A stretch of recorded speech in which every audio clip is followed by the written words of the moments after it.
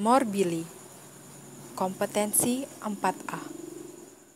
Pasien datang dengan keluhan utama demam, batuk, pilek, dan ruam merah di kulit, maka penyakit yang kita pikirkan adalah morbili, erupsi obat, rubella, demam skarlatina, influenza, dan pneumonia bakterial.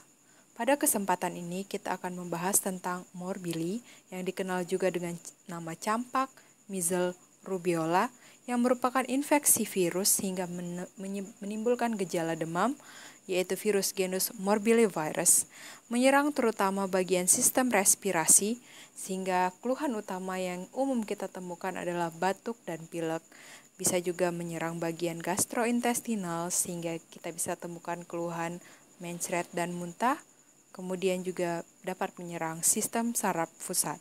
Varian morbili yaitu morbili termodifikasi, yaitu pada pasien dengan riwayat vaksinasi lengkap sehingga menimbulkan gejala yang ringan. Kemudian varian atipik di mana pasien telah menerima vaksinasi namun tidak lama kemudian terpajan dengan virus morbili, maka akan muncul gejala yang tidak khas seperti ruam yang tidak muncul pertama kali di belakang telinga, seperti muncul di bagian ekstremitas terlebih dahulu. Kemudian varian morbili pada pasien dengan gangguan imun. Gejala morbili tergantung daripada masa pajanan virus.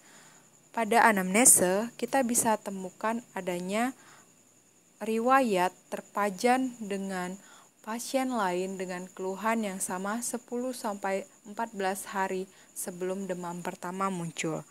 Gejala prodromal dapat muncul selama 3 hari, yaitu demam, batuk, pilek, konjungtivitis, dan koplik spots. Koplik spot adalah titik putih berukuran 1-2 mm dengan tepi kemerahan pada mukosa bukal di bagian mulut. Kemudian 3-7 hari kemudian akan muncul lesi makulopapular erythema yang tidak gatal dan tidak sakit. Lesi ini bisa muncul selama 4 hari. Kemudian dia akan membaik dan menimbulkan warna kecoklatan dan bisa juga didapatkan skuamasi. Pada hari keempat, demam akan hilang. Bila demam tidak hilang pada hari keempat, maka kita pikirkan adanya pemberat. Pada pemeriksaan fisik, kita harus nilai sensorium apakah kompos mentis atau tidak. Jika tidak kompos mentis, artinya penyakit morbili tidak sederhana, melainkan terdapat komplikasi. Kemudian pada bagian kepala dan leher kita bisa temukan konjungtivitis, gejala seperti kemerahan, mata berair, dan injeksi pada sklera. Kemudian koplik spot seperti yang sudah dijelaskan. Kemudian ruam khas morbili dan limfadenopati yang bisa juga generalisata. Pada toraks bisa ditemukan ruam dan limfadenopati. Bila terdapat ronki, maka kita mungkinkan adanya pneumonia akibat morbili. Kemudian pada abdomen kita bisa temukan ruam splenomegali. Pada bagian ekstremitas juga bisa ditemukan ruam dan limfadenopati. Kita harus perhatikan juga adanya tanda-tanda dehidrasi yang mungkin disebabkan oleh muntah dan mencret. Pada pemeriksaan penunjang di layanan primer, tidak diperlukan pemeriksaan penunjang apapun. Bisa ditegakkan diagnosis melalui gejala klinis dan pemeriksaan fisik. Namun jika pun lakukan pemeriksaan mikroskopik, kita bisa temukan sel datia.